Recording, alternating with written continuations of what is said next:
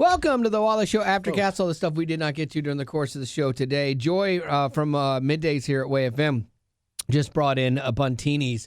So you'll probably hear a little smacking, So good. times where we're each talking so that the others can eat. Yep. These are my guilty pleasure bunt cakes. I do not like the giant Gigi's cupcakes. No. That you get a cupcake, which is fine, but then they feel like because they're charging you $6 for them, they've got to add all this icing, and Yeah. it's too much icing. Which is shocking to hear from you. Exactly. Buntinis and bunt cakes get it right. I think when you have too much icing on like a light object, Yeah. I think the icing takes over, whereas the buntinis are more like a solid object underneath a cream cheese icing. Yes. It's one heavenly pairing. And they have they've gone up in price, but I still feel like it's worth it. You know, more so than the cupcakes. cupcakes. If you Cupcakes don't have was a huge nothing fad. bunt cake in your place, if you have one, go and get her something. Absolutely, yeah. Wally and I chose raspberry, White chocolate covered white chocolate covered raspberries. Yeah. So good. But Gavin got red velvet. Yep. So I've good. never liked red velvet. Anything like I've tried it before. I don't know what it is. Red velvet. It's a chocolate of some sort, but I don't know why they call it like it's. Yeah, I don't care for it. And I also tried Black Forest cake one time on a yum. cruise. I did not like that. Do you not like cherry? No, this had alcohol. Oh yeah. Like where they flambe it and stuff, and I'm like, ooh, that ruins. Alcohol ruins so many things, including lives. Like you can quote me on that. I never liked drinking. Like I did not like the taste of it. I had my bouts of it where I did for the wrong reasons. But like for me, people put rum in Coke is insane. Because Coke is perfect on its own. It is the perfect drink served at 34 degrees in a glass with no ice. It is perfect. And then you go and ruin it with something like that. I don't even want to put anything else in my Coke like Do you not like raspberry or I vanilla. was gonna say like cherry and vanilla Coke. Those are my jams. I'll have a cherry Coke when I used to go to Steak and Shake because they had the sauce that they would put in there, like the pump cherry. That was good, but I don't typically like cherry Coke just in a can or a bottle, whatever. Not like grenadine and Yeah. Oh, Shirley Temples. I did love those. Those are tasty. I still love those. I hate to order them because you feel like such a woman, but I do love them. Hey Marty, can you? I would always order them. I'd be like, hey, can you be a dear and bring extra cherries, please? I can eat cherries out of the jar, Those like are so maraschino cherries, like with the stem. You don't like those? Those are so tasty. I can eat them out of the jar and drink the juice. Yeah, it's very chemical sweet, but in the right way. Yeah, 100%. Chemical sweet. Yeah. Right? Yeah, a lot of quotes today. Let's talk about this. The story, Betty, you saw a little bit of it. Gavin, you saw a little bit of it on Good Morning America today. I had read about the Wombat girl Yes. who picked up the baby Wombat, and Betty was like, ooh, as they were doing the story. So sad, So because she's he's screaming for his mama. She's driving down the side of the road in Australia.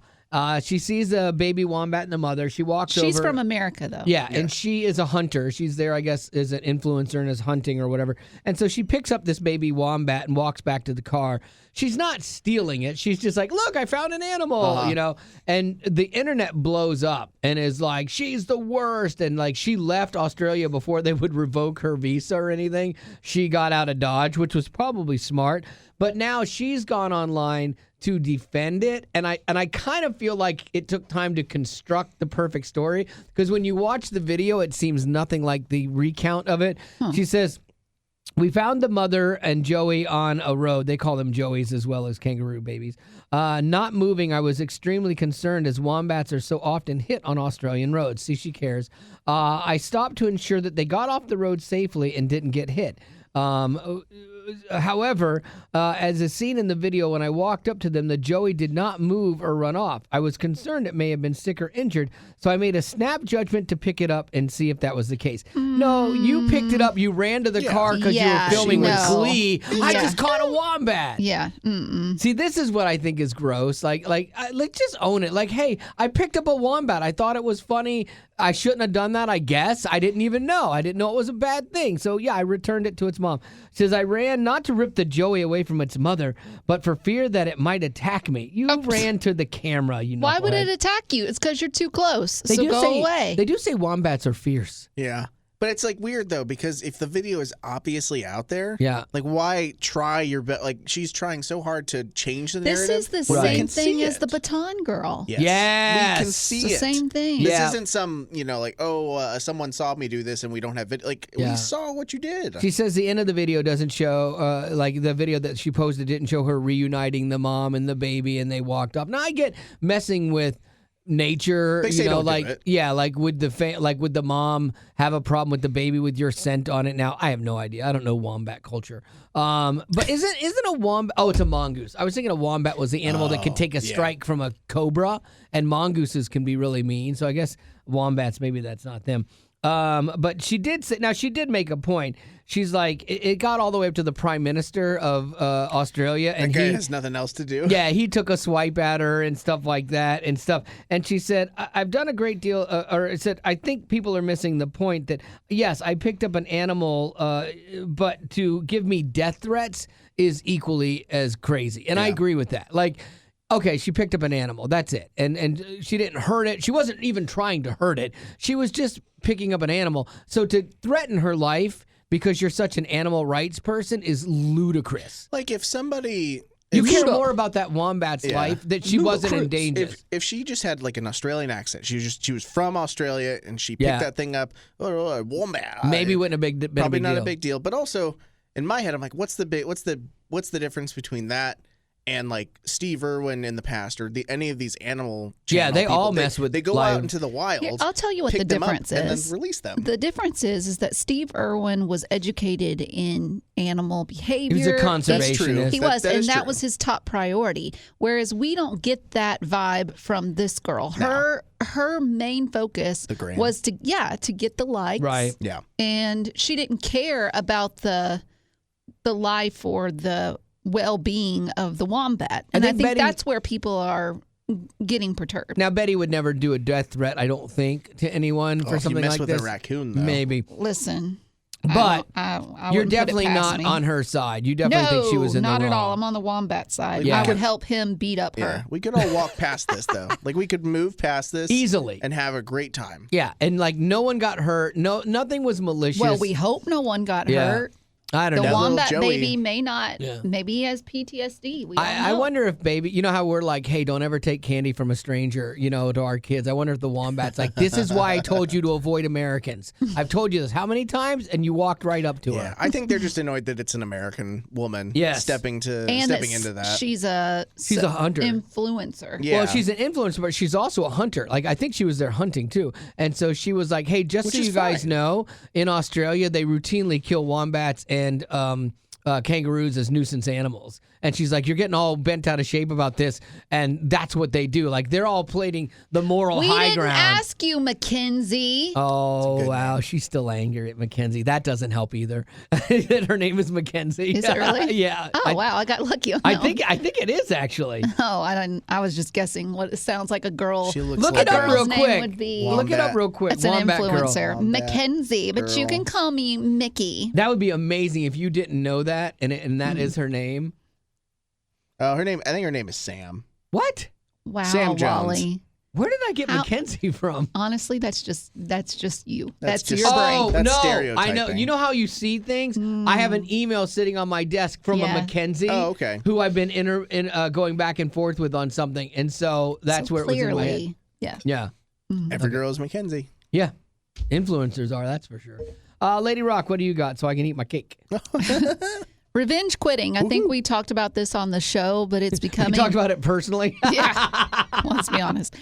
No, revenge quitting is becoming more and more popular, is what the bosses are saying. So, revenge quitting is when you know you're going to quit your job. You're not going to give a 2 weeks notice. In fact, you're going to quit when it is the most inconvenient time for your coworkers, for your boss, because you want to prove a point.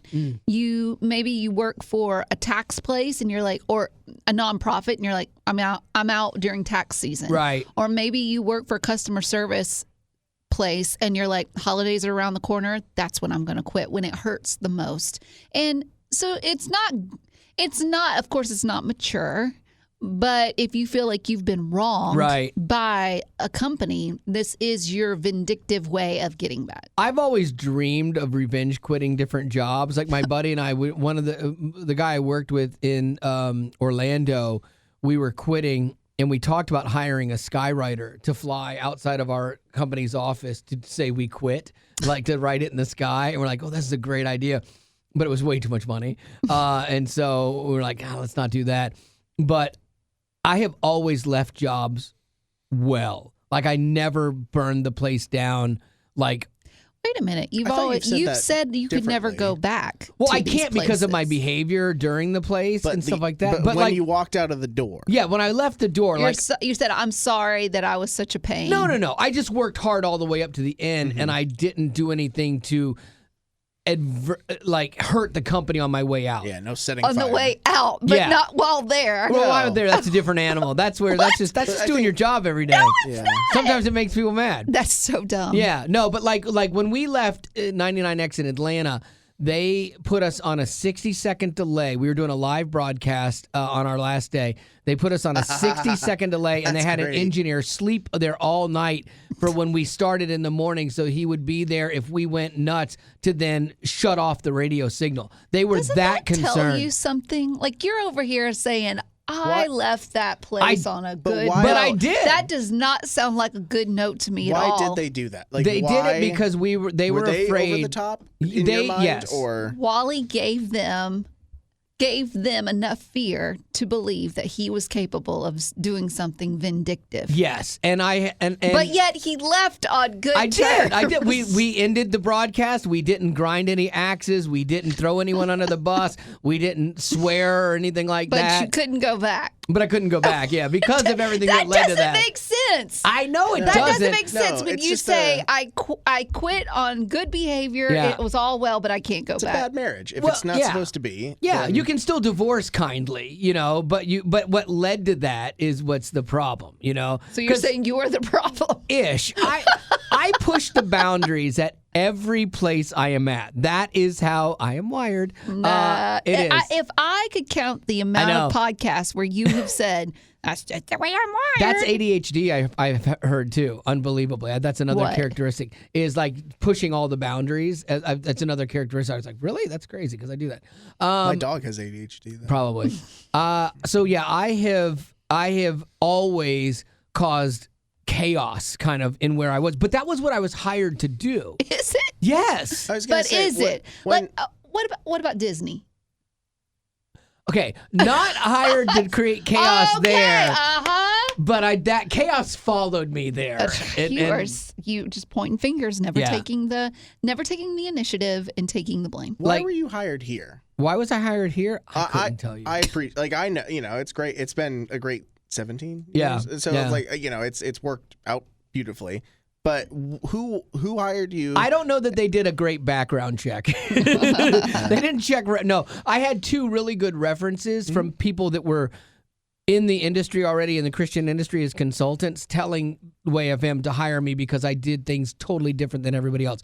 I was hired at a time where I was supposed to blow up the model of Christian radio. I was hired to push all the boundaries and do it differently. Like that is what they wanted. Then when I got here and they realized, oh, we didn't really want it that much, like I pushed them too far, and so that's why I was hired. But like my demo to get here is, it took me a while to build it. It's super clean. Cleaned up. Yeah, cleaned up. Like my regular demo that I used to circulate if I wanted a regular mainstream job was completely different than this one. I even had Radio Disney stuff on the demo to get here. But they knew that like you were because you. They had knew who I was. They knew who you were. That you were a believer. Like they didn't hire you as some like this will be a fun science experiment. No, I passed the spiritual interview and stuff too, which is shocking. That was a Barely. 76. I forgot that Scooched we. by. I forgot that we did that. Yeah. So to answer your question, I when I leave a place, I have not gone and like one time. Okay, I was gonna put a spot in that just ran in rotation because I knew how to do all the production, which was just flaming the company from when I left. and they would never find it because it would be labeled something else. And so they would have a hard time finding it. But I did not do that. See, that's an example of revenge quitting. So I did not do that. Okay. And so what? Yeah. You want to be congratulated. Yes, I do. On doing the bare minimum of what is expected of a decent adult. Yes. A decent, mature adult. Thank you. No. Thank you for giving me that That doesn't praise. make any sense. It's a different. Anyways, revenge quitting is when you're just quitting to make it the hardest for everyone around you. And I would like to say that I build, and I think this is safe for all three of us, we build relationships with our coworkers. So you would never want to put them in a hard place. Right. Yeah. But maybe that's not the case for some of these people that are revenge quitting, because I would imagine if you're revenge quitting, not only are you hurting the company, but you're hurting the people that you built relationships with. Yeah. And I wouldn't want that. No, I wouldn't want to do anything that adversely affected you guys here.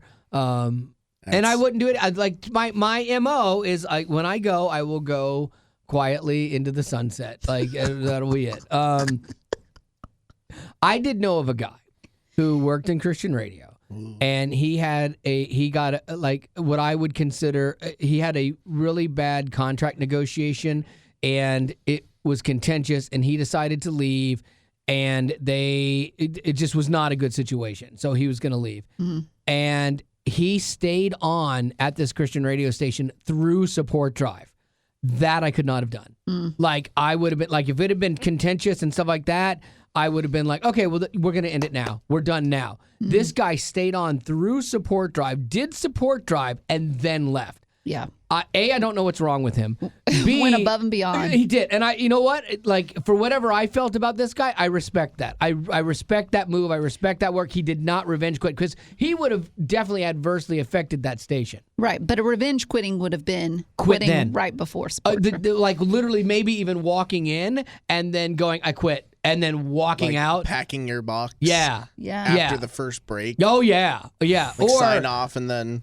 I mean, the ultimate revenge quitting in like Christian radio would be to go on, start support drive, and then say something to the effect of, I would never support this ministry. This is insane for you to do that. I'm out. And then leave. Like, can you imagine that happening in the next drive? That would. No. Would you? But that's not the case. Wally does support. Yeah, he loves support drive. Yeah. I support by being here. Would you get sued for that? You technically couldn't. Like, defamation. If you're still within contract in that moment. Yeah. For you. You get fired instantly. Yes. They maybe could try to sue you. I don't think they would. I think that it would just be you're an idiot. We're going to ruin your career. They wouldn't pay out anything that you had existing in your contract for sure, and rightfully so. Like if say Gavin did that, There's no way. I would have no problem with the company going, well, you just flamed us, so we're not taking care of you in any way, shape, or form. I can't expect to walk out of here and be like, well, I can't wait to have my paycheck this Friday. When you burn a bridge like that, you have to you have to accept that consequences. You have to know going in that you're burning that bridge, and that that relationship is dead to you probably forever. Yeah.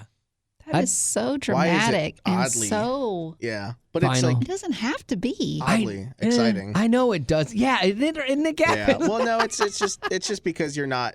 Do you think? Wait a minute. Let me Google this. Do ADHDers? Yeah. Do people with ADHD create drama? I want to know. Because they are bored. It's going to be amazing when there's a very specific answer for this. While some individuals with ADHD may seek stimulation through drama or conflict due to their brain's tendency to crave novelty, it's important to note that this is not a universal trait, and other factors can also contribute to such behaviors. Yeah. Like narcissism? Sure, absolutely. I have a problem, and this is something, being emotionally aware or emotionally intelligent is important if you have kind of messed up things in your head. And so I am aware enough of the fact that sometimes I feed off of drama And like when things are too happy and too whatever, it's like, oh, I don't want that. I want the anger, you know? And so I mean, that's where I will make up arguments in my head, or a possible situation. I will run through 15 different scenarios, all of them getting worse than the one before, you know? And I have to be aware of that, and I have to make sure that when I come into a situation that I'm leaving that outside. You know, that was in my head, and that was my frustration, and I don't know why I crave some of that turmoil, because I don't have it in my house. I hate turmoil in my house, but at work I don't mind it, and I guess I get bored. Maybe that's it. I don't know. That's what I just Googled I know. too. Or for me, it's almost like like if there's things that frustrate you, to have that argument with someone, or that even just that mental fake fight or that blow up helps you process it and get it out. Like when you're screaming in your car at something. Oh my gosh. Okay, let me read a couple of things here that are interesting. Some people with ADHD may become overwhelmed by sensory stimuli, leading to emotional outbursts and dramatic reactions. That's gotten more for me in the past. Like I realize now that there are things that make me antsy that in the past either didn't or I wasn't aware of. And now I get quickly, I would say, overwhelmed at certain things, and I have to be mindful of that. Some people with ADHD may find that engaging in conflict or drama provides a temporary, albeit negative, form of stimulation. Yes, it does. Reinforcing these behaviors. Why does it feel good? I can't tell you. Drama feels good to you? I don't know why, that but makes no sense to me. I think it's the release of the anger that makes you feel better. I really think like that's what it is. The release of the anger. You have like the feel fake better. fight, okay? You have you're facing a situation. You know it's going to be somewhat of a confrontation, so you ratchet it up to like 11. And you just blah, and you're just yelling at no one because you're having the conversation in your car or whatever, and you feel better after that because you've gotten it out. It's kind of like sometimes where you'll go, all right, first reaction, now we'll go into the meeting, you know, and where it's like I've gotten it out of my system, and now I can be productive. Because it's not real. Right. Is part of the equation there. But is he that, constantly is preparing himself, creating and preparing. Well, but if you prepare for the worst and it isn't that, then you're better off. You get the release, the sweet release of the argument in your head, and the better than expected outcome. Yeah. It's two good things. I also would like to point out that Google said if you or someone you know is struggling with conflict-seeking behaviors, it's important to seek professional help to determine the underlying causes and develop effective coping strategies. If only there was a way. Like that, I mean, like if there was some way to You do wouldn't that, take it. like it'd be great. But like AI is creating some weird world that doesn't even exist. So yeah, I mean that'd be great. You know, you see those things, especially with Gen Zers. They make shirts now where it says, "Hold on, partner, I'm overstimulated." Oh yeah, that's you. On TikTok. Yeah. That is you. It happened to me on a flight where I was just trying to get my stuff in the pocket in front of me, and it wasn't going in, and then like it released some Velcro thing under the seat and like made a hole, and I was like, I start shaking it. I was and my wife goes, "You need to calm down." It was like she was with a 3-year-old. She's like, "You need to calm down now." I said, "It's not going in, and it's frustrating me." The angst. I so get that. Do you? Yeah, Good. yeah. Well, like even the I'm trying to think of it. The last time, Taking off my jacket, I'm getting worked up. It's like, and I don't know. Back when we were super sleep deprived, when Bennett was that like, happened to me because it was a long It flight. was like I was trying to, I'm trying to sit there. Bennett's crying. I'm trying to wrap him so that he can go back to bed, and I couldn't get his like left arm tucked in. Yeah. And I remember like I let go. I did let go. That was good. But like I kind of sat there and I was like, Yeah. I think that's every parent. I goes through think that, what though. I don't understand is like you saying, you feel this and overstimulation and you're just like angsty all the time. Yet Marty doesn't want you to take the medication. Right. And you know that it can cause depressiveness. Sure. You feel those things. Sure. You're constantly stirring up drama so you can feel something. I hate drama. Right. If I'm not involved, I love it. Oh, of course. But if it's so I'm fun. involved, I hate it. Okay.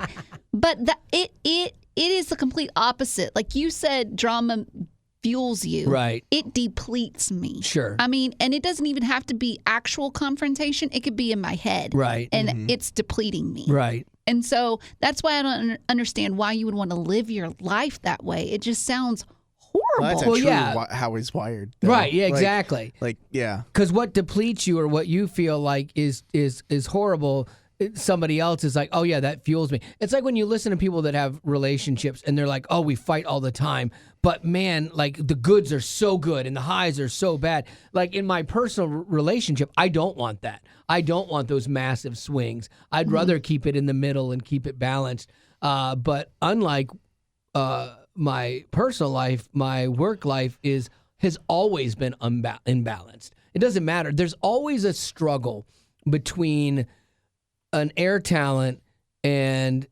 the establishment. And there should be.